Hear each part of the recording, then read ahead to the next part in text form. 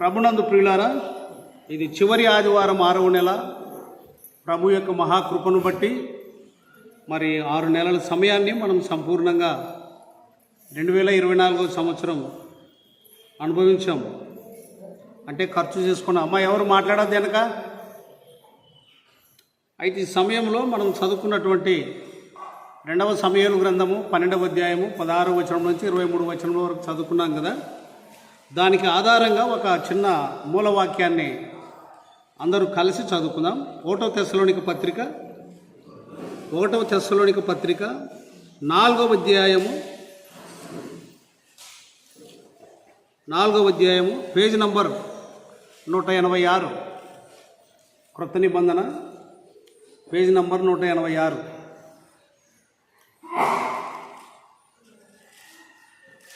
1వ తెస్సలోనిక పత్రిక 4వ అధ్యాయము 17వ వచనం అందరూ కలిసి చదువుకుందాం.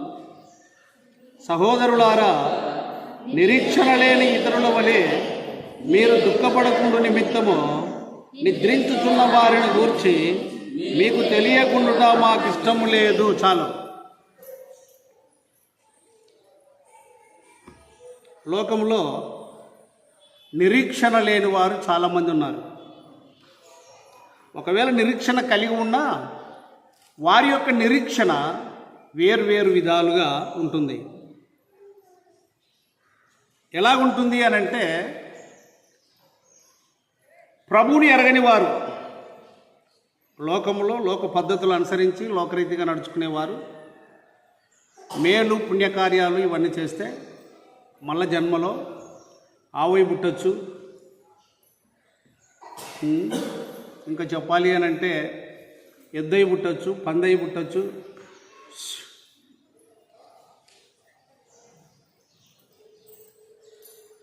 ఇట్లా ఒక్కొక్కరు ఇంకా చెడు కార్యాలు చేసినోడు ఇంకా భయంకరంగా రాక్షసై పుట్టచ్చు, ఎలుగుబంటై పుట్టచ్చు. ఇట్లా రకరకాలుగా వాళ్ళ నిరీక్షణ, రకరకాల నిరీక్షణ. ఇంకా వాళ్ళ నిరీక్షణ ఏమిటంటే, నరకము లేదు, పాతాళము లేదు, ఏం లేదు. ఇప్పుడు బస్సులో పోతున్నాము, యాక్సిడెంట్ అయింది, ఇద్దరు కాళ్ళు ఇరిగి ఇద్దరు చేతులు ఇరిగి ఏడుస్తున్నారు, అదే వారికి నరకము. తదిమా వాళ్ళు హాయిగా ఉన్నారు, అదే పరలోకము. వారి నిరీక్షణ. ఇంకా కొందరి నిరీక్షణ, ధనవంతులు హాయిగా తింటున్నారు, నిద్రపోతున్నారు అని అంటే అదే పరలోకము, అదే ఆనందము. ఒకడు కష్టాలు అనుభవిస్తున్నాడు, తినడానికి ఎంత కష్టం చేసినా లేదు, అటు వాళ్ళని చూసి వాడు ఆ కాలంలో ఏదో వాళ్ళ పెద్దలో లేక వీడో కర్మ చేశాడు కాబట్టి అందుకు ఫలితము అని ఇట్లా రకరకాల అభిప్రాయాలు కలిగిన విభిన్న ధోరణి కలిగినటువంటి పద్ధతుల్లో లోకం జీవిస్తుంది. క్రైస్తవుల యొక్క నిరీక్షణ అది కాదు. అక్కడ ఒక మాట ఉన్నది, నిరీక్షణ లేని ఇతరుల వలె. బాగా గమనించాలి, నిరీక్షణ లేని ఇతరుల వలె.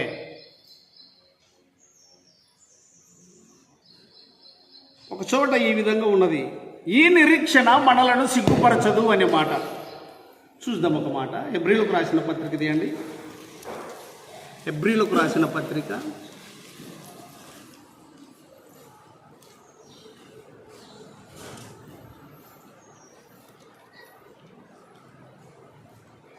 11వ అధ్యాయము మొదటి లైన్, విశ్వాసమనున్నది నిరీక్షింపబడు వాటి యొక్క నిజ స్వరూపమును అదృశ్యమైనవి ఉన్నవంటకు రుజువునై ఉన్నవి. కాబట్టి మనం ఆలోచన చేస్తే నిరీక్షణ అనేది నమ్మదగినది. ఈ నిరీక్షణ మనలను సిగ్గుపరచదు అనే మాట కూడా మనం గమనించగలం. సరే, మనం 2వ సమూయేలు గ్రంథంలో 12వ అధ్యాయంలో 16 నుంచి చదువుకున్నాం. చాలాసార్లు విన్న భాగమే. అయితే ఆ స్థలంలో భక్తుడైన దావీదు గారు మనకెంతో మాదిరికరమైనటువంటిది చూపిస్తూ ఉన్నాడు. 2వ సమూయేలు గ్రంథము 12వ అధ్యాయంలో 16వ వచనం నుండి బాగా వినండి. ఇక చాలామంది రాలేదు, వారు వినరు, నెమరు వేసుకోవడానికి వారికి శక్తి చాలదు. వచ్చిన వారు మీరైనా శ్రద్ధతో వినండి. సామాన్యంగా ఇంట్లో జబ్బులతో ఉంటే, కష్టాలతో ఉంటే, రోగాలతో ఉంటే అంతగా ఏడవరు. ఏదో ఒకవేళ అంత ప్రీతి కలిగిన వారైతే, అంటే బాగుండి మంచంలో పడ్డ వారి మీద బాగున్న వారికి ప్రీతి ఉండాలి, లేక మంచంలో పడిన వారైనా ఆ నిలబడ్డ వారి మీద ప్రీతి కలిగి ఉండాలి, అంటే ఇష్టం కలిగి ఉండాలి. అప్పుడు ఏదైనా మౌన రాగం అని ఇట్లా కన్నీళ్ళు ఏవైనా పలకరించడానికి వచ్చో, ఏదైనా తినిపించడానికి వచ్చో, నీళ్ళు దాపడానికి వచ్చో అని అట్లా ఒలకబోస్తారు కన్నీరు. కానీ ఎక్కువ శాతం ఏడ్చేది ఎప్పుడబ్బానంటే ప్రాణం పోయిన తరువాత.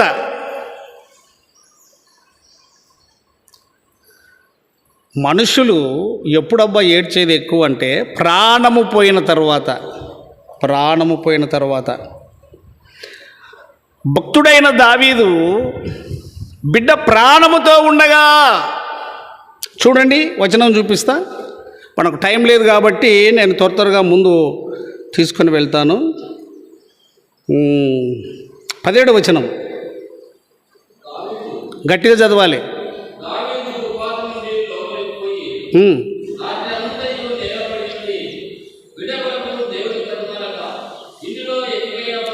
చాలు.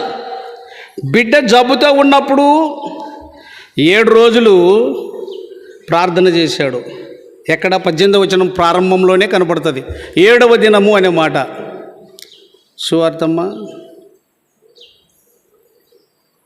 7వ దినము బిడ్డ చావుగా అనే మాట 7వ దినం. అయితే 20వ వచనం చివరిలో ఏముందంటే, తిరిగి వచ్చి భోజనము తెమ్మనగా వారు వడ్డించిరి. 20వ వచనం చివరిలో తిరిగి వచ్చి భోజనము తెమ్మనగా వారు వడ్డించిరి, అప్పుడు అతడు భోజనము చేశాను. 21లో ఏముందంటే, అతని సేవకులు బిడ్డ జీవంతో ఉండగా ఉపవాసం ఉండి దాని కొరకు ఏడ్చుచుంటివే. స్త్రీలు బాగా గమనించాలి, ఎక్కువ ఏడ్చేది స్త్రీలే, ఇంటోళ్ళందరినీ ఏడిపించేది కూడా స్త్రీలే. అయితే క్రైస్తవ స్త్రీ లేక క్రైస్తవ అమ్మ లేక ఒక విశ్వాసి ఏడవదు, క్రైస్తవుడు ఏడవడు. వీటి మీద నేను కొన్ని ప్రసంగాలు అక్కడక్కడ చేసినప్పుడు ఒక సేవకుడు నాకు ఫోన్ చేశాడు. మోసే కొరకు ఏడ్చిరు కదా అని ఏదేదో తిప్పుకొచ్చాడు. నాకు ఫోన్ కాల్ వచ్చిందండి, మాట్లాడాలి, పెట్టేస్తా అని చెప్పాను. అతడు చూపించింది ఏమిటనంటే, ఎటు తిరిగి ఏడవాలి, ఏడిస్తే తప్పు లేదు అన్నట్టుగా. ఆధారము లేని వారు దుఃఖపడతారు, నమ్మకము లేని వారు దుఃఖపడతారు, ఏడుస్తారు, ప్రలాపిస్తారు, రొమ్ము కొట్టుకుంటారు. బైబిల్ నేర్పుతున్న పాఠం ఏమిటి అనంటే, చివరికంతాను పాత నిబంధనలో మరణం ఉన్నది, క్రొత్త నిబంధనలో మరణము లేదు. ప్రభు స్తోత్రం కలుగునుగాక, ఆమేన్. పాత నిబంధనలో మరణం ఉన్నది, క్రొత్త నిబంధనలో మరణము లేదు. పాత నిబంధనలో శిక్ష ఉన్నది, క్రొత్త నిబంధనలో శిక్ష లేదు. ఎందుకొరకు అనంటే, క్రొత్త నిబంధనలో రక్షకుడైన యేసు ఉన్నాడు. యేసయ్య దగ్గరికి ఎవరైతే వస్తారో వారి జీవితము ధన్యకరమైనది. కాబట్టి మధ్యాహ్న కాల సమయం సమీపిస్తూ ఉండగా మనం వినవలసిన సత్యం ఏమిటి అనంటే, 21వ వచనం 2వ సమూయేలు 12:21 వచనంలో వారు అడిగిన ప్రశ్నకు దావీదు 22లో ఏం చెప్తున్నాడు? ఎవరైనా చదవండి గట్టిగా.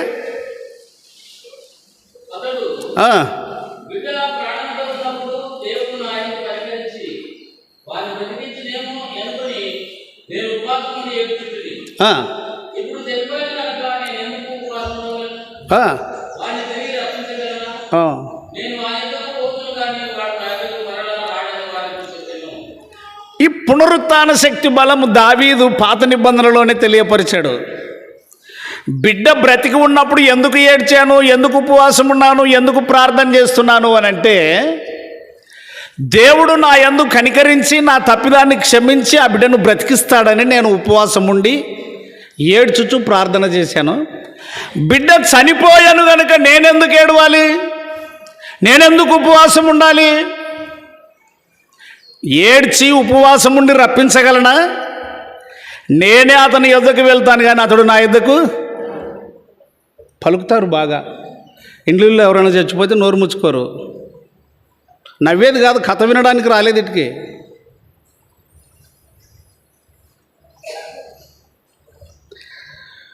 అయితే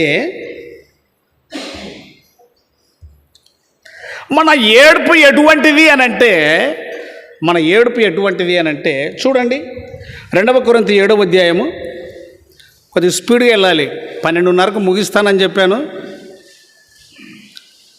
బాగా వినండి. 2 కొరింథీ 7వ అధ్యాయము 8 నుంచి.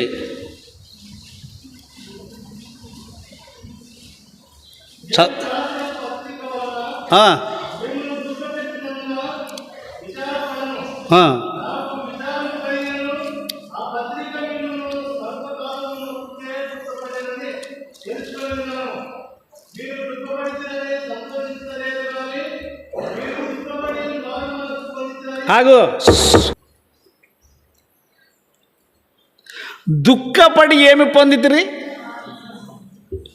దుఃఖపడి ఏమి పొందితిరి?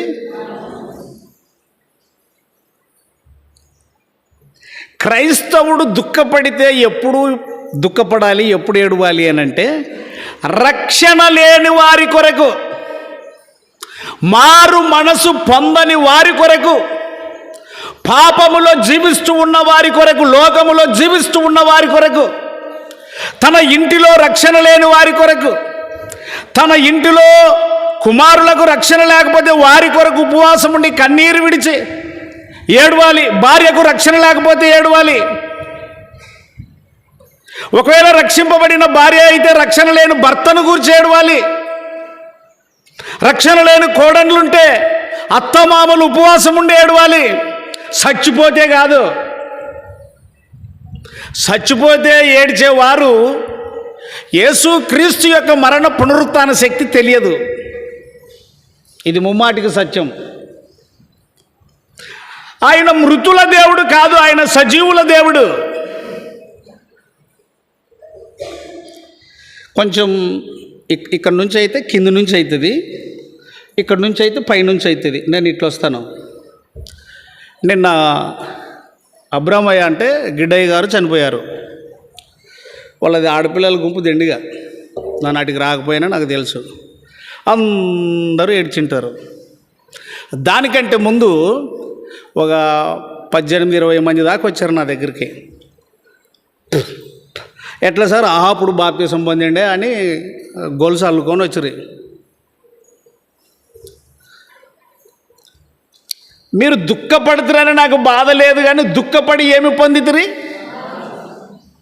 నిన్న ఏడ్చిన వాళ్ళంతా లోక సంబంధమైన మర్యాద కొరకు ఏడ్చిరి, కానీ అతని రక్షణ కొరకు ఏడ్చిన వారు కాదే.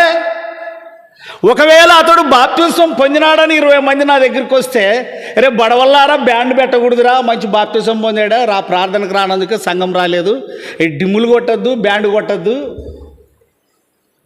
ఊక తీసుకొని పోదమ్మండి అని ఎవరి నోరుకన్నా వచ్చిన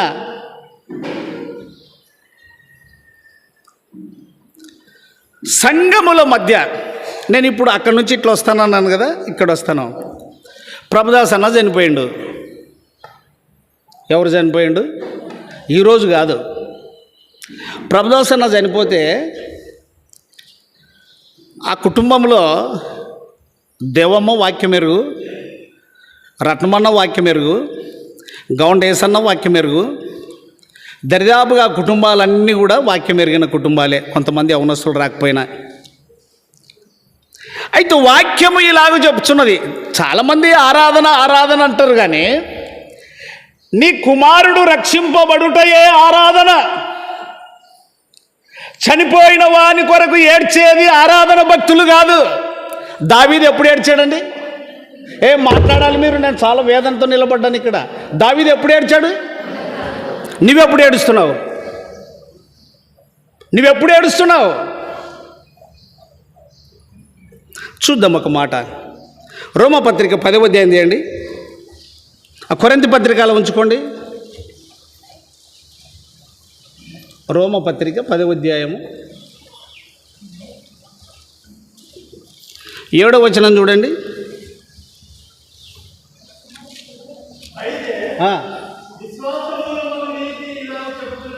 ఆ విశ్వాసమూలమగు నీతి ఇలాగు చెప్పుచున్నది,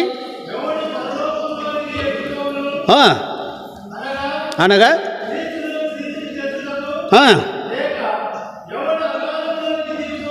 అవును,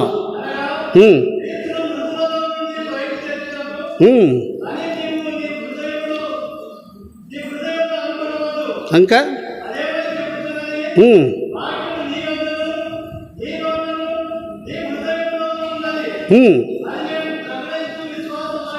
ఇక్కడ 9వ వచనంలో ఏముందంటే, యేసు ప్రభు అని 8వ వచనంలో 8వ వచనంలో నుంచి చూస్తే కూడా వాక్యము నీ యొద్దను, నీ నోటను, నీ హృదయములోను.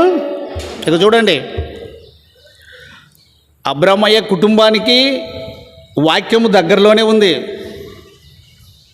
సహవాసం దగ్గరలోనే ఉంది.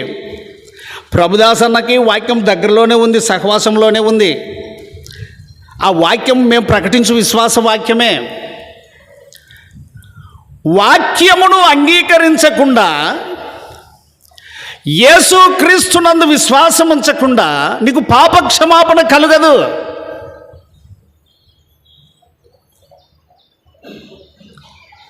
ఒక మాట అండి, ఇది అలా ఉంచుకొని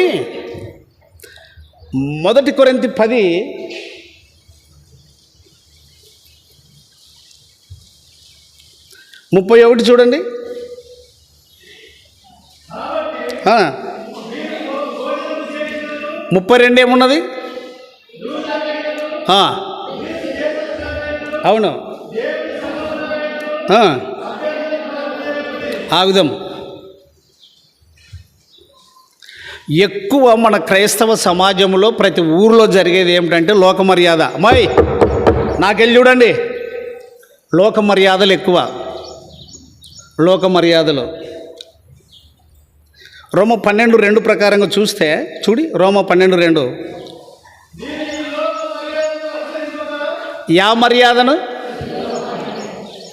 ప్రభుదాసనం తీసుకొని పోయింది లోక మర్యాదనే. మేము తక్కువ అన్నట్టుగా. బెలగల్లోళ్ళు ఒక దేవుడు, బెలగలు చుట్టాలుంటే, పులిసింతోళ్ళు ఒక దేవుడు, వాళ్ళ చుట్టాలుంటే, ముడుమాలల్లో ఒక దేవుడు, వాళ్ళ చుట్టాలైతే, ఈర్ల దిన్నోళ్ళు ఒక దేవుడు, వాళ్ళ చుట్టాలైతే, సిరాల దొడ్డోళ్ళు ఒక దేవుడు, వాళ్ళ చుట్టాలైతే, ఊరూరికి వచ్చినోడంతా ఒక న్యాయం చేసి నిన్ను జడగొడితే నీ విశ్వాసం ఏమిటి? నువ్వు నమ్మింది దేనికి? నీ నిరీక్షణ ఏమిటి? నన్ను అడుగు, నేను చెప్తా. నేను ఇంకా బైబిల్ చదవలే. సంవత్సరం కొడుకు అనోక్ అనే అబ్బాయి అకస్మాత్తుగా చచ్చిపోతే ఏడ్చిన వాణ్ణి కాదు, ప్రార్థన పెట్టిన వాణ్ణి కాదు. పసిపిల్లలది ఏ రాజ్యము చెప్తావు, కానీ పసిపిల్లలు చచ్చిపోతే నోరు కొట్టుకొని సాప కట్ట పొరలాడతావు. జవాబులు ఎందుకు ఇస్తారు తొందరగా? ఈ నిరీక్షణ లేని ఇతరుల వలె దుఃఖపడు. నిరీక్షణ ఉన్నది దావీదుకు, నేను అక్కడికి వెళ్తాను కానీ అతడు నా దగ్గరికి. నీ నిరీక్షణ ఏమైంది? విశ్వాసమందు నిలకడ. శ్రమలు వచ్చినప్పుడు, కష్టాలు వచ్చినప్పుడు. ఏబు శ్రమలో నిలకడగా ఉన్నాడు, ఏబు భార్య నిలకడగా ఉండలేదు.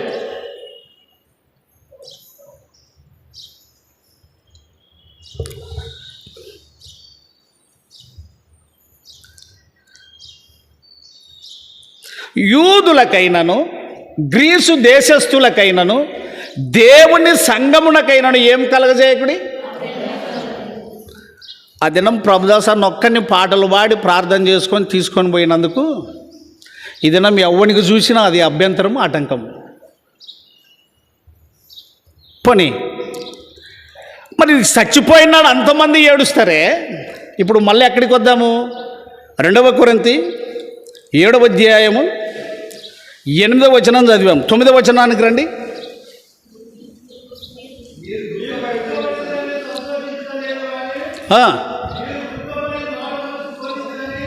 మీరు దుఃఖపడి మారు మనసు పొందితిరని ఆగుదాం. ఇది అట్లా పట్టుకో సబ్జెక్ట్. ఎక్కడికి? రోమపత్రిక 10:8 నుంచి వద్దాం. ఒకరు 8 నుంచి ఉండండి, ఒకరు 2 కొరింథీ 7:9 నుంచి ఉండండి. ఇప్పుడు రోమా 10:8 నుంచి రండి.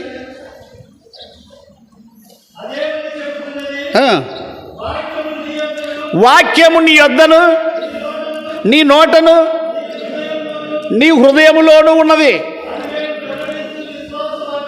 అది మేము ప్రకటించు విశ్వాస వాక్యమే. ఆగుదాం. అది మేము ప్రకటించు విశ్వాస వాక్యమే. జాగ్రత్త. ఆ వాక్యము విశ్వాసులైన వారిలో ఏం చేయాలి తెలుసా? 1 తెస్సలోనికై 2:13 చూడి. బాగా మీరు అర్థం చేసుకునేలాగా వినగలిగితే రేపు ఎవడు చచ్చిపోయినా, ప్రార్థనకు రానోడు చచ్చిపోయినా ఎదిరిస్తావు. ఇతడు ప్రార్థనకు వచ్చినోడు కాదు, ఏం చేసినోడు కాదు, ఊక ఎత్తుకొని పో. అమ్మాయి కట్టెల మోపు అంతా ఏరుతారు. కట్టెలకు పోదాం రండి, కట్టెల మోపు అంతా ఏరుతారు, కట్టెల మోపు కట్టుకుంటారు. ప్రార్థన చేసి ఎత్తుకునే వాళ్ళు ఎంతమంది?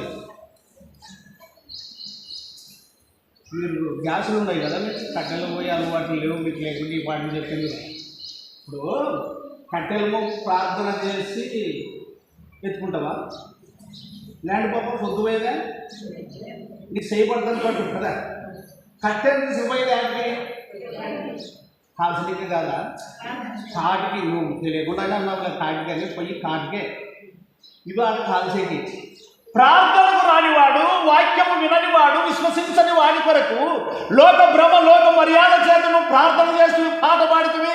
బాడగ పాస్టర్లు వస్తే ప్రార్థన చేసి, బాడగ పాస్టర్లు బాడగెద్దులు బాడగ గెడాలు ఎట్లుంటాయో అదే పద్ధతి. నేను బయట కూడా ఇవే మాట్లాడుతున్నాను. వాడు రోసం వచ్చి బైబిల్ని విడిచిపెట్టి లోకరీతికి బతకాలా, లేకపోతే లేదు. అదేమని చెబుతున్నది? వాక్యము నీ యొద్దను, నీ నోటను, నీ యొద్దను ఉన్నది. అది మేము ప్రకటించు విశ్వాస వాక్యము. అక్కడ ఏమని ఉన్నది? 1 తెస్సలోనికై 2:13 ఏమని ఉన్నది?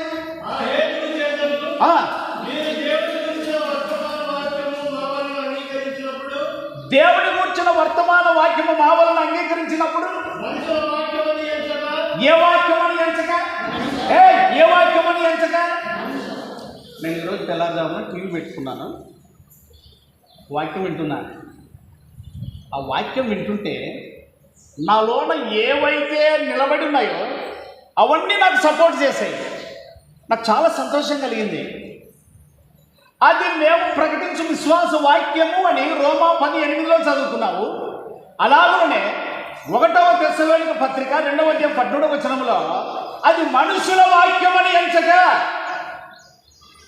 అది మనుషుల వాక్యమని ఎంచక.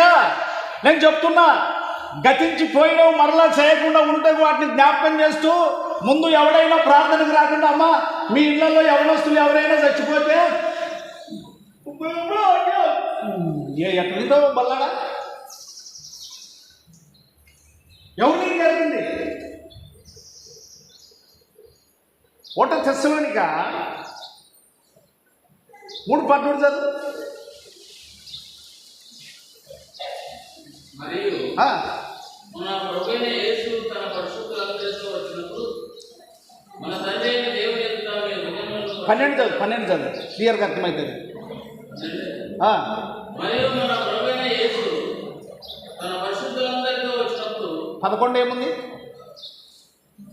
నిరీక్షణ లేదనే మాట మనకు కనపడాలి. వచనం 4:13 చూడు. అవును చదవని 4:13 చూడు.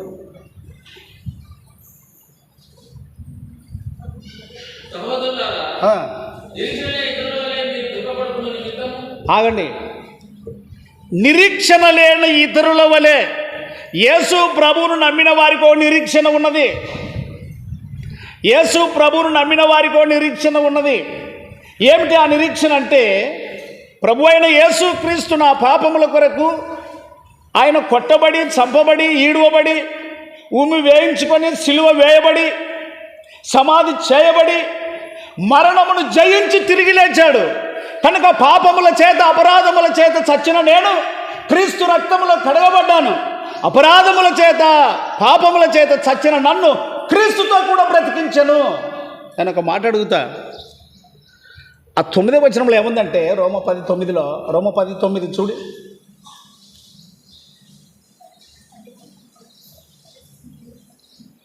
చదవండి.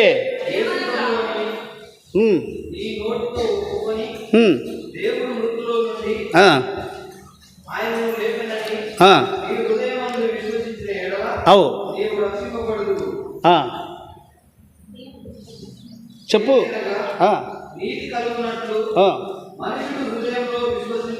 ఆగండి, నేను ఇడ మిమ్మల్ని రేపుతున్నాను మరి ఒక తప్పు చేయకుండా మరొకసారి పొరపాటు చేయకుండా.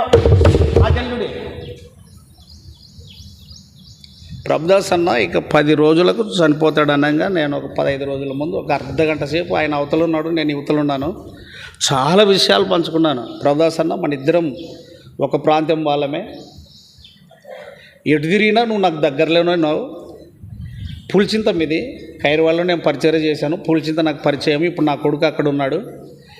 మనము మన రక్తము అంతా ఒక గుంపులో ఉన్నట్టుగా. మరి ఇక్కడ బెలగలకు వచ్చినా నేను ఇక్కడున్నాను, మీ గుంపు అక్కడుంది, నువ్వు ఇక్కడున్నావు, అంత దగ్గర వాళ్ళమే. ఉత్త కడుగు నీళ్ళు మోసి మోసి పేడగంప మోసి మోసి ఇంటికి పోతావు. యేసు ప్రభువుని నమ్ముకో. ఇక ప్రతి కుటుంబ ప్రార్థన దగ్గర గోలాగా వచ్చి కూర్చునేవాడు. హెచ్చరిస్తూనే వచ్చాను. అయితే చివరికి ఆయన చనిపోయినప్పుడు ఆ కుటుంబం విశ్వాసమును బట్టి సంఘ తీర్మానమును బట్టి అది మంచి సాక్ష్యం అండి. మనం ఏం చేస్తున్నామంటే సంఘంలో ప్రతి యవనస్తునికి అవకాశం ఇస్తున్నాం, ప్రతి పెద్దకు ప్రార్థనకు రాని వారందరికీ త్రాగుబోతులకు కూడా అవకాశం ఇస్తున్నాం, మందిరంలో పెళ్లి చేస్తున్నాం, ఇంటికాడ ప్రార్థన పెడితే చేస్తున్నాం. చివరికి ఇంకొకరికి భయం కలిగేటట్లు మౌనంగా కట్టెల మోపు తీరు ఎత్తుకొని పోకుండా ఊరూరు ఒకడు వచ్చాడు పెత్తనం చేస్తే ప్రార్థన చేయను ఒకడు మనం పెట్టుకున్నాడు వచ్చి అతని మనం చెప్పినట్లేనా ఇప్పుడు కత్తి అనుకున్నావా నువ్వు పెట్టుకున్నట్టు చేయడానికి? దేవుని సేవకుడు, దేవుని ప్రతినిధి ఎవడరాడు వాడు కూతు మరగడానికి? ఇక నన్ను ఉంచుకొని మీరు చెడిపోయే పని అయితే నేనెందుకు మీకు? ఒక్కొక్కడు ఒక మాట, ఈ లోక మర్యాద. చూద్దాం ఒక మాట, మర్యాద అనే సంగతి తీసుకొని వస్తాను. చూడండి 2వ రాజులు 17 తీయండి, 2వ వచనం చదవండి. 2వ వచనం, అతడు తన పూర్వీకులైన ఇశ్రాయేలు రాజులు చెడుతనము చేసినంత మట్టుకు చేయకపోయినను యెహోవా దృష్టికి చెడుతనమే జరిగించెను. పూర్వీకులైన వారి నడిచినట్లుగా నడవకపోయినా కూడా అతడు ఏం చేశాడు? చెడే నడిచెను. అంటే పాలి భాగమా కాదా?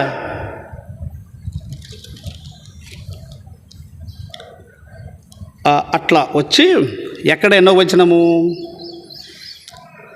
9వ వచనం నేనే చదువుతా, మీరు వినండి. 9వ వచనం కొద్దిగా లేచి నిలబడదాం, ఎందుకైనా మంచిది. మీరు వినకుండా శరీర బలహీనత చేత చాలా జబ్బు గంటలు వేసుకొని ఉన్నట్లున్నారు. లేచి కూర్చుందాం త్వరగా, పాట పాడేదేమొద్దు, కూర్చుందాం.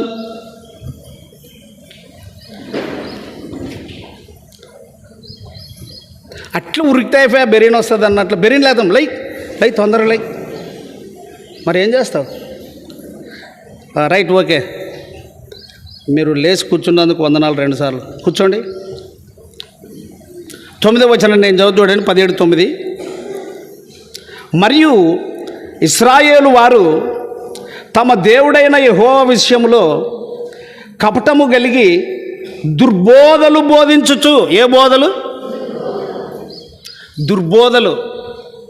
ఒక్కొక్క ఊరిలో ఒక బోధ, ఒక్కొక్క ఊరిలో ఒక బోధ.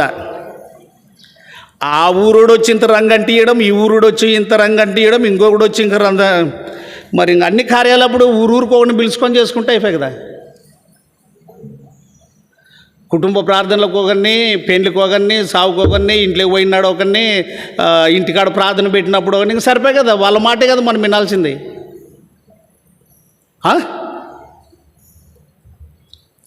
రేపు ఆంజనేయులు రాడు ప్రార్థనకి, ఆంజనేయులు పోయిండు అనుకుందాము. ఎట్లా అతను పెండ్లాం వస్తుండే కదా అని చేతులు పెట్టుకుని వస్తాడు వెనక్కి. ఎవరు పెండ్లాము? ఆంజనేయ పెండ్లాం వస్తుండే. ఒప్పుకున్నాడు యేసుక్రీస్తుని. 10వ వచనంలో ఏముంది? 9వ వచనం చదువు. రోమ 10:9. రోమ 10:9 ఏముంది? నీతి కలుగునట్లు మనుషులు హృదయంలో విశ్వసించినను రక్షణ కలుగునట్లు నోటితో ఒప్పుకొను. ఏమనగా ఆయన యందు విశ్వాసం ఉంచువాడెవడును సిగ్గుపడడని. ఆ విధం నేను చెప్తున్నా, ఈ చనిపోతే ప్రార్థనకు రారు అన్న సంగతి మీ అందరికీ తెలిసి కూడా మరలా నా దగ్గరికి వచ్చి రేపు ఒకవేళ సున్నమ్మ కూడా ఏం చేస్తానంటే, మా ఆయన సన్న పెద్దగా పనిచేసిండే అంటే వాళ్ళ ఇంట్లో ఎవరన్నా కూడా పోతే, అరే ఒప్పుకున్నారా, విశ్వసించారా, రక్షణ కలిగినట్లు నోటితో అంగీకరించారా, అదంతా లేకుండా అతను వచ్చిందా ఇతను వచ్చిందా అంటే అర్థం ఏమిటంటే మీరు కూలి పోకపోయినా కూలికి డబ్బులు ఇచ్చేటోళ్ళు అనమాట, కూలి పని చేయకపోయినా. నమ్మి బాప్తిస్మము పొందినవాడు నమ్మని వానికి దావీదు ఎప్పుడు ఏడ్చాడు? బతికినప్పుడా చచ్చినప్పుడా? ప్రశ్నలు వేస్తే వాళ్ళకి ఏం సమాధానం ఇచ్చాడు? అతడు ప్రభునందు నిద్రించినాడు, అతడు పోయింది దేవుని రాజ్యానికే, నాకు నమ్మకం ఉంది, నేను కూడా అక్కడికే పోయింది, నేనెందుకు ఏడుతూ చెప్పినావా? ఎవరికన్నా చచ్చిపోయిన ఇంటికాడ చెప్పినావా ఈ మాటలు? బ్రతికినప్పుడు అవకాశం ఇచ్చినా నేను ఎందుకు చెప్తున్నాను మీకు అని అంటే, నోటితో విశ్వసించకుండా, విశ్వాసం ఉంచకుండా, నోటితో అంగీకరించకుండా, హృదయంలో అంగీకరించకుండా, యేసు ప్రభు దేవుడని ఒప్పుకోకుండా నువ్వు ఎలా ప్రార్థన చేసి తీసుకుపోతావో కట్టమ. ఇప్పుడు ఏమైంది? మంచం మీద పెట్టాము, పడుకున్నాడు, నీ ఎత్తుకొని పో, ఏం దానికే మరి ఏమని ప్రార్థన చేస్తావు? 2వ కొరింథీ 7:9 నుంచి చదవండి.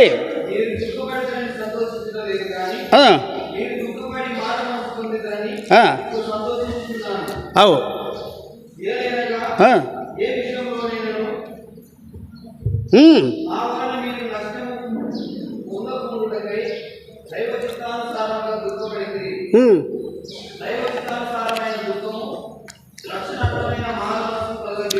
దైవ చిత్తానుసారమైన దుఃఖము. ఏ మారు మనసు? రక్షణార్థమైన మారు మనసు. బ్రతికున్నప్పుడు ఏడవండి, మంచంలో ఉన్నప్పుడు ఏడవండి. నీకు ఓపిక ఉందంటే, సంఘానికి ఓపిక ఉంది, పెద్దలకు ఓపిక ఉంది, అయ్యకు ఓపిక ఉందంటే దినం పెట్టి ప్రార్థన, దినం పెట్టి ప్రార్థన.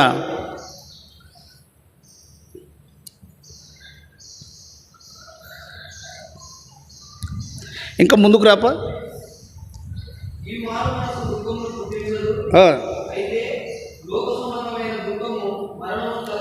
మీరు చచ్చిపోయినాక ఏడిసినారు అంటే నరకానికి పంపేటోళ్ళే, మీకు అసలు ఆ విలువే తెలియదు. ఆ వచనం మళ్ళీ చదువు. శరీర సంబంధమైన దుఃఖము, దేవుని వాక్యానుసారము కాని దుఃఖము, పాపమును గూర్చి పశ్చాత్తాపపడని దుఃఖము, అది దుఃఖము కాదు, అది మరణము కలగజేయను. మీరు దుఃఖపడుతున్నారని బాధపడట్లేదు, మీరు దుఃఖపడి ఏ మనసు పొందితిరి? మరి నీ భర్త కొరకు నువ్వు ఏడవవా? నీ కొడుకు కొరకు నువ్వు ఏడవవా? ఆడపిల్లలకు చెప్తున్నా, మీ భర్తల కొరకు ఏడవండి, వాళ్ళు కొట్టినా పర్వాలేదు. అందుకని మా సమాధికి రాకపోయి, ప్రార్థన పెట్టకపోయి, ఎవరు అన్నారంట అమ్మళ్ళు, అయ్యి అట్లా ఉండకూడదు, అయ్యన్న రావాలా? యాటికి రావాలా?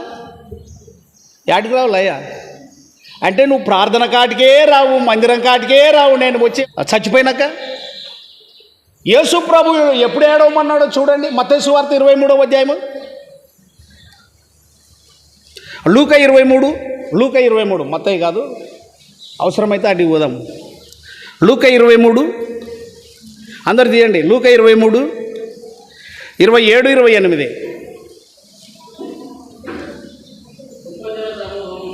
నువ్వు ఆగయా. ఎవరన్నా ఒకరు గట్టిగా చదవండి. స్త్రీలలో ఒకరు చదవండి లేచి. ఎవరన్నా ఒకరు చదవండి గట్టిగా లేచి. గట్టి చదివేటోళ్ళే లేరా? మీ ఇష్టం, ఎవరన్నా ఒకరు లేచి చదవండి అంటున్నా.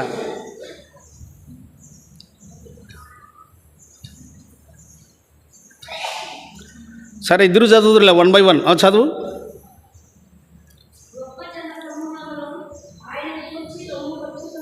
నువ్వు ఇక్కడ రామా, అటు మళ్ళు వాళ్ళకి ఈపు చేసినట్టు ఇక్కడ ఈపు చేసినట్టు అంది వీటికి రా అందుకొరకే అక్కడ అంతా మళ్ళీ చదువు బాగా గమనించండి. ఆరాధన ఆరాధన ఆత్మీయమైన ఆరాధన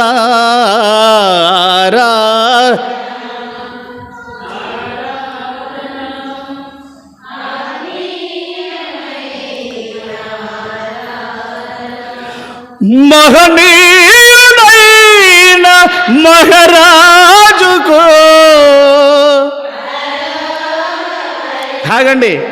ఏమయ్యా బిడ్డ ప్రాణంతో ఉన్నప్పుడు తినమంటే తినకపోతివి, ఊకుండంటే ఉండకపోతివి, ఏడిస్తువి, ఉపవాసం ఉంటువి, బిడ్డ చచ్చిపోయినాక బూదుంటావి ఏంటికి అని అంటే దేవుడు కనికరించి చూడండి ఆ మాట కొద్దిగా ఉండు పాప అట్లా నిలబడు. 2 సమూయేలు 12వ అధ్యాయంలో 22 చదువు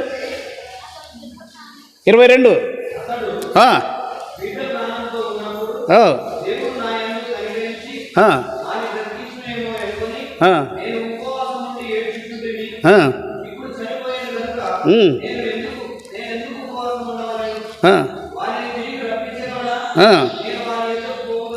ఇది క్రైస్తవులు ఎప్పుడో నేర్చుకోవాలండి. యేసుక్రీస్తు శిలువ మరణమును గూర్చి ఆగండి. యేసు నన్ను ఊకనేనా పాడేది. ఎప్పుడు ప్రేమించా, ఏ సమయంలో ప్రేమించా అది నీకు తెలిసి ఉంటే నీ ఇంట్లో రక్షణ లేని వాడు చచ్చిపోతే ఏడవద్దు. నువ్వు తప్పు చేసినావు, నిర్లక్ష్యంగా ఉన్నావు రక్షణ విషయం. వాడు మారు మనసు లేకుండా ఉన్నప్పుడు ఏడ్చు, ఉపవాసం ఉండు. నినివే పట్టణస్తులు ఎప్పుడండి ఉపవాసం ఉండింది? నినివే పట్టణస్తులు ఎప్పుడండి ఉపవాసం ఉండింది? దానిలో ఎప్పుడు వాళ్ళు ఉపవాసం చచ్చిపోయినాకనా? తప్పించుకొని పోయిన దైవజనుడు యోనాను విడిచిపెట్టిన వాడు కాదు దేవుడు. అతడు తప్పు ఒప్పుకున్నా కూడా విడిచిపెట్టలేదు. తిమింగలానికి ఆజ్ఞించాడు, నువ్వు మింగళ్ళంతే కడుపులో పెట్టుకో, 3 దినాలు అల్లాడాల నా కొడుకు అంతే. నేను చెప్తే కతారు చేయడా 1,20,000 సంఖ్య మారు మనసు లేకుండా ఉంటే వాళ్ళ కొరకు వాక్యం చెప్పకుండా హాయిగా ఇట్లా పోతాడా? 3 రోజులు కడుపులో పెట్టుకంతే. దేవుని భయం నీకున్నదా? బాప్తిసం పొందేటప్పుడు నా పాపముల కొరకు యేసు ప్రభు సిలువ వేయబడి సమాధి చేయబడి తిరిగి లేచినాడని నేను నమ్ముతున్నా. చనిపోతే నాకు పరలోకం ఇస్తాడని నమ్మేవే. నీ ఇంట్లో బాప్తిసం పొందనివాడు, రక్షణ పొందనివాడు, దేవుని సహవాసమునకు రానివాడు ఉంటే చచ్చిపోయినాడు ఒకటి ఏడ్చి మళ్ళీ దర్జాగా ప్రార్థన పెట్టించి, దర్జాగా ఎవరినో పిలిపించి ప్రార్థన చేపించి మళ్ళీ బ్యాండ్ పెట్టించి ఎవడరా నీకు చెప్పింది?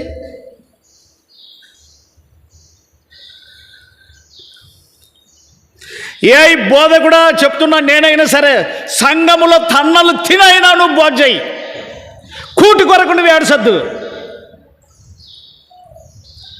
చదువమ్మా, గట్టిగా చదువు. మరి గొప్ప జన సమూహం సంగతి గట్టిగా చదువు.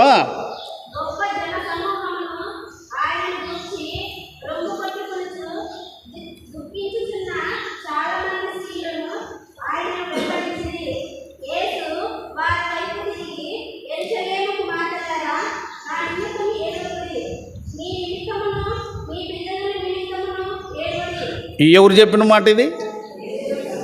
ఏడుస్తున్నావా మరి పిల్లల కొరకు? పిల్లల కొరకు ఏడుస్తున్నావా? నేను చెప్తున్నానండి, ఆదివారము ఆరాధన నీకు ఎంత ప్రాముఖ్యమో, ఈ ఆరాధన ప్రాముఖ్యము అనుకున్నటువంటి నీవు రక్షణ లేని నీ కుటుంబమునకు నువ్వు రక్షణ తేకపోతే నీ ఆరాధన ఏం చేస్తుంది? ఇప్పుడు ఒక మాట హేళన చేస్తాడు అనుకోవద్దు. చూడండి బాగా, ప్రభు నా కొరకు సిలువ వేయబడితివి, నా హేళన చేస్తాడు అనుకోవద్దు. బాగా గమనించు. నా కొరకు దెబ్బలు తింటివి, అన్నీ ఏమేమి చెప్పవలసినవన్నీ చెప్పినావు. మరి ఇది నీ కొడుకుల దగ్గర, కోడళ్ళ దగ్గర నీ ఇంట్లో జరగలేదంటే నువ్వు పలికింది ఉత్తదనే నిజమనే? నన్నైతే పాపము నుండి విడిపిస్తావంటే పాపము నుంచి బయటకు వచ్చిన వాని యొక్క ఆనందం, రక్షణ ఆనందం వేరు. రక్షణ సునాద గీతము వాని హృదయంలో నుంచి వస్తుంది. మరి నువ్వు ఏది అనుభవించేది లేదు, నోటితోనే సిలక పలుకులోని పలికితు కాబట్టి నీ ఇంట్లో రక్షణ కార్యం జరగడం లేదు.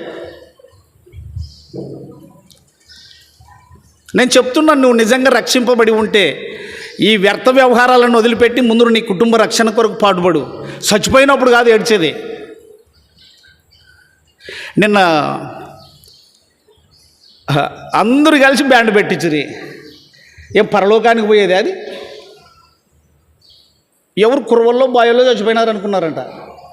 ఆ ఇండ్ల నుంచి అందరూ బయటకు వస్తున్నారంట బ్యాండ్ వినపడుతుంటే. వాళ్ళు అటు చేయరే, మా ఊర్లో క్రైస్తవులు అటు చేయరే. ఏడిది నువ్వు చేసింది? అబ్రాహ్మణ్ పేరు పెట్టుకుంటువి, బాప్తిసం పొందాడని అందరూ సాక్ష్యం ఇస్తుంది. మనం ముర్దార్పణ చేయకూడదు, అట్లా తీసుకుపోకూడదు అని భయం ఏమన్నా ఉందా? యేసు ప్రభువుని నీ నోటితో ఒప్పుకున్నావా? నేను చెప్తున్నాను, అందరికీ చెప్తున్నాను, మీ ఇండ్లల్లో ప్రభు దగ్గరికి వచ్చేటందుకు మీరు ప్రయాసపడండి. గర్రున తిరగని చక్రం తిరిగినట్ల నీ భర్త కొరకు కూడిక ఏర్పాటు చేయి, నీ కోడల కొరకు కూడిక ఏర్పాటు చేయి, మీ మామ కొరకు కూడిక ఏర్పాటు చేయి, నెలకు కూడిక ఏర్పాటు చేసుకోండి, వారికి రక్షణ సువార్త వినిపించండి. నీకు 2 కుమారుల నెలకో ప్రార్థన పెట్టి ఒకని పేరు మీద ఉపవాసం ఉండి ప్రార్థన చేద్దాం వాళ్ళ కొరకు. ఊరికే మొత్తుకునేది వద్దు, ఊరికి ఆచారం చేసేది వద్దు. అది మేము ప్రకటించు విశ్వాస వాక్యమే అని రోమా 10:10 మనం చదువుకున్నాము. 9:10 అది మేము ప్రకటించు విశ్వాస వాక్యమే. ఆ విశ్వాస వాక్యం ఏం జరగాలి? 1 తెస్సలోనిక 2:13 అరే 1 తెస్సలోనిక 2:13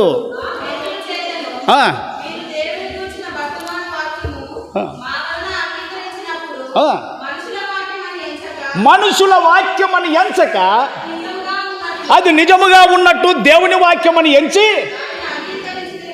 దానిని అంగీకరించి నువ్వు ఒప్పుకుంటారు కనుక ఇంకా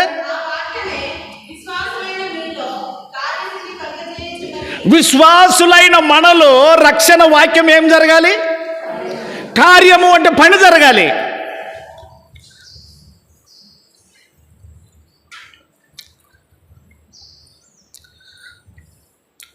మూర్తి గారు సాక్ష్యం ఇచ్చా అలవాల్లో, చివరి గడి అదే అయినది. ప్రభు అయిన యేసునందు విశ్వాసం ఉంచప్పుడు నీవు నీ ఇంటి వారు అన్నావు కదా, నా భార్య నేను ఇంటి వాళ్ళమే కదా. నా భార్యకి ఏమన్నా చెప్తే అన్నీ ఆమె గుడి నిండా, వాళ్ళు బ్రాహ్మణులు కాబట్టి చిన్న బొమ్మలు పెట్టుకొని ఉండేదంట. ఈయన యేసు ప్రభుని నమ్ముకుంటే అన్ని సూట్ కేసుకు పెట్టుకునేదంట, ప్రయాణం అయ్యేదంట పుట్టినింటికి.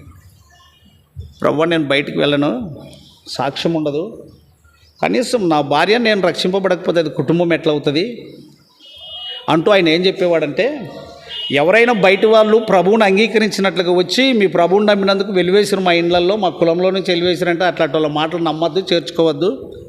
ముందు నీ కుటుంబం రక్షణ పొందాలి, వాడు అక్కడనే మారు మనసు పొందాలి, అక్కడనే ఆ కుటుంబ రక్షణ కొరకు పాటుపడాలి, అది నిజమైన రక్షణ, వాక్యం అలాగే చెప్తుంది అని చెప్పాడు.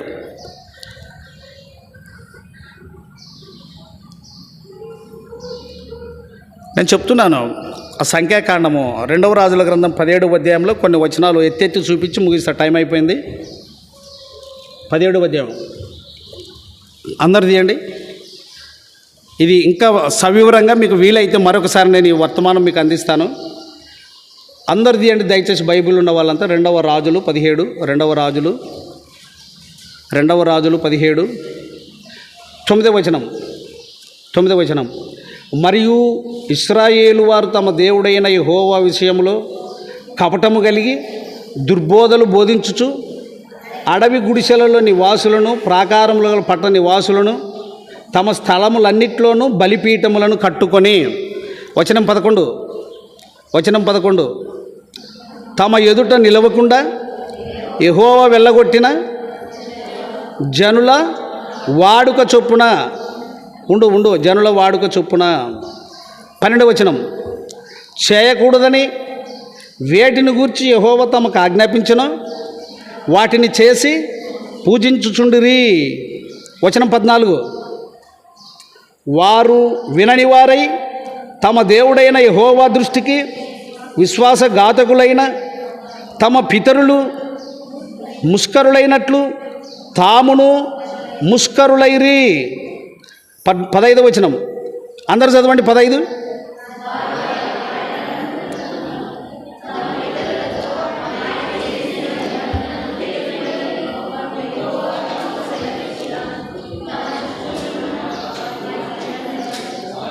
సరే 16వ వచనం దగ్గర ఏముందంటే 15వ వచనమే, ఆ జనుల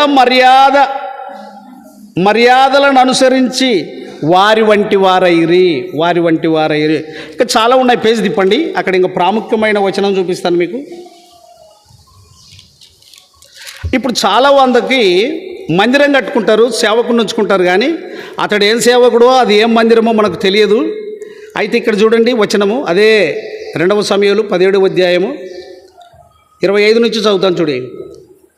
యెహోవా యందు భయభక్తులు లేని వారు గనుక యెహోవా వారి మధ్యకు సింహములను పంపెను.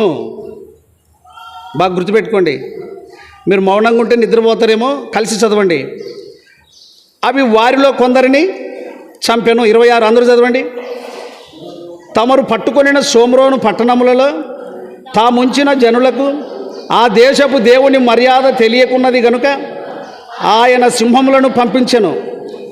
ఇశ్రాయేలు దేవుని మర్యాద వారికి తెలియనందున, ఆగండి, ఆ ప్రజలకు ఎవరి దేవుని మర్యాద తెలియదు.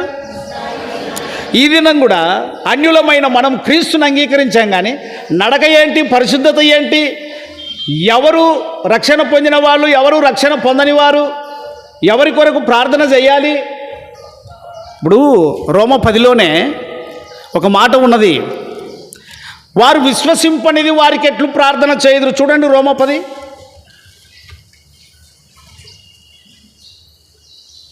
14వ వచనం. రోమ 10:14.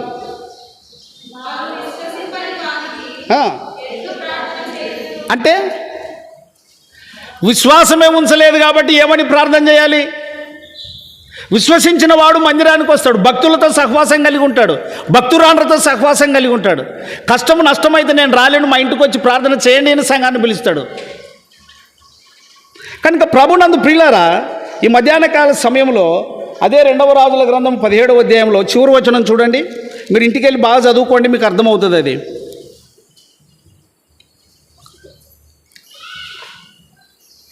33 చూడండి, అందరు చదువుదాం. 2వ రాజులు 17:33 చదవండి.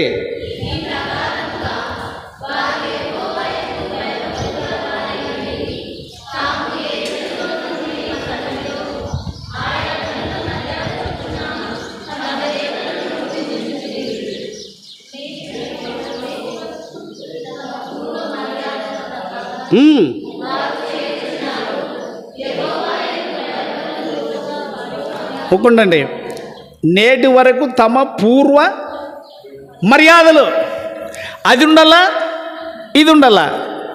ఇది కొత్త మర్యాద, అది దీన్ని తీసేయనికి లేదు. దాన్ని చూడు, కిందికి రా, 40వ వచనం చదవండి.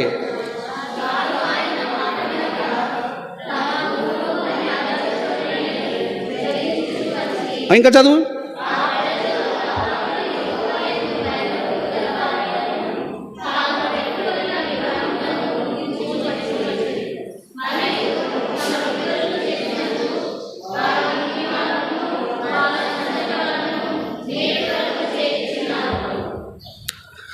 ముగింపులో ఏం చెప్తున్నానంటే, నేను చెప్తున్నా మీకు, ఇది రక్షణ అనేది తమాషాతో కూడింది కాదు. ఇక్కడ ఎక్కువ తమాషనే కనపడుతుంది. వచ్చేది తినిపోయేది ఏమంటే బల్లలో, మా వాళ్ళు బల్లలో పాలు పొందుతారు, ఇది ఒక హాయి కనపడింది. నీవు రక్షింపబడి ఉంటే అమ్మా నీ భర్త కొరకు ముందు ఏడుస్తావు. ఇది ముమ్మాటికి సత్యం. కాలిరిగి పడేడా లేక యాక్సిడెంట్ అయి సచ్చాడంటే ఆ సావుకేం ఏడద్దు, ఎట్లా వస్తుంది అనగబట్టుకో దుఃఖం.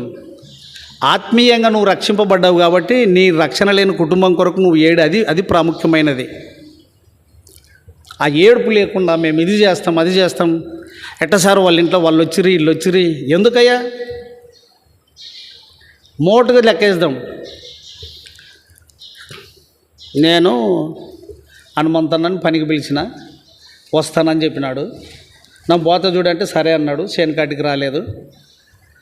ఆయన రాలేదని ఉన్నోళ్ళతో పని చేయించుకున్నా. సాయంకాలం ఉన్నోళ్ళందరూ కూలిపించుకొని పోనీకి వస్తున్నారు నా దగ్గరికి. హనుమంత్ వస్తాడా? ఏంటికి? మరి నువ్వు మందిరానికి రావద్దా? సంఘము రావాలి అంటే ఇప్పుడు యాకోబు 4:8 చూడి.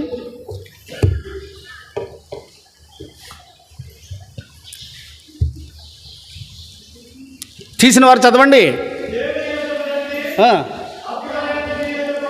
ఆగు, ఉన్నోళ్ళు నిర్లక్ష్యంగా మాట్లాడద్దు. ప్రభాకర్ అన్న ఉన్నాడు. ప్రభాకర్ అన్న పాపల కొరకు వచ్చాడా? యేసు ప్రభు అనుకుంటూ పొద్దుముకులు అనుకుంటుండేవు. పాపల కొరకు వచ్చాడు. పాపల కొరకు వచ్చింది నిజమే, కానీ పాపం కడుక్కోకుండా వెళ్ళిపోతే ఇట్లా అనుకునింటే నిన్నే కూడా రాడు. మందిరం ఉండే, బోధ ఉండే. గుర్తుపెట్టుకోండి, ఊరు కాడ నుంచి వచ్చిన చుట్టాలందరూ మాటలు వినొద్దండి. సంఘం ఇప్పుడు దేవుడు ఏడున్నాడు? ఇప్పుడు సంఘం ఏడుందో దేవుడు అక్కడ ఉన్నాడు. ఏమని చదువుతుంది 4:8? కాబట్టి నువ్వు ఇటుకు రా, సంఘం నీ ఎద్దుకు వస్తుంది. అంటే దేవుణ్ణి తీసుకొని వస్తారు, వాక్యాన్ని తీసుకొని వస్తారు. నువ్వు ఇటుకు వచ్చేదే లేదు. ఏమన్నా అర్థం ఉందా నీకు?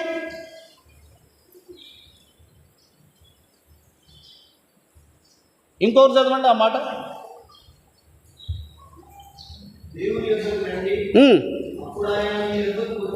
ఆడపిల్లలు చదవండి. అమ్మ మీరు చదవండి, ఎవరన్నా ఒకరు. దేవుని ప్రాణం ఎవరితో ఉంది? సంఘంతో ఉంది. దేవుడు తన స్వరక్తం ఇచ్చి, నువ్వు సంఘమును తృణీకరిస్తున్నావంటే దేవుణ్ణి తృణీకరిస్తున్నావు. వాక్యముని వినడానికి మీరు ఎంత ఓపికైనా నేను తొందరగానే ముగించాలని అనుకుంటున్నా, కానీ ఈ మాటలు మీకు అవసరం. నాకు బోధించేవాడు లేనప్పుడే నిలకడగా ఉన్నానండి. నేను బైబిల్ చదవనప్పుడే నిలకడగా ఉన్నాను ఈ విషయాలలో. రక్షణ లేనివాడు నీ ఇంట్లో చస్తే, అమ్మా ప్రభు సన్నిధికి రానివాడు నీ ఇంట్లో చస్తే ప్రార్థన కావాలని ఎందుకు ఆశిస్తావు? బ్రతుకున్నప్పుడు ఎందుకు ఆశించకూడదు? ఏ మహానుభావాన్ని నన్ను దంతివి చర్చి పోదాం ముందర ఏడన్నా నేను ఏడ మోసుకొని పోదాం మా ముఖ్య తిప్పులు మళ్ళీ నువ్వు బ్రతుకున్నప్పుడు. ఈ లోక మర్యాదను అనుసరించద్దండి. నోటితో ఒప్పుకున్నాడా? విశ్వసించాడా? సహవాసంలో ఉన్నాడా? కాబట్టి ప్రియులారా, పద్ధతులు, మర్యాదలు, క్రమాలు కొన్నిటికి ఉంటాయి, కొన్నిటిని మనం అనుసరించాలి. అయినా ప్రతి దానికి అవకాశం ఇస్తున్నాం. చివరి దశలో అవకాశం ఉండదు. నేను ఇంకోటి చెప్తున్నా, ఆ వెనక కూర్చున్న వాళ్ళకి కూడా చెప్తున్నా. వచ్చిన వాళ్ళు రకరకాలు మాట్లాడతారు. మేమందరూ ఇక్కడే ఉంటాం. బాగా అందరేనండి, మేమందరూ. నేను మాట అడుగుతానండి.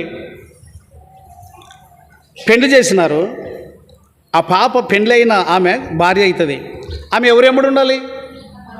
చెప్పనీకి రాదు మీకు. ఆమె ఎవరు మాట వినాలి?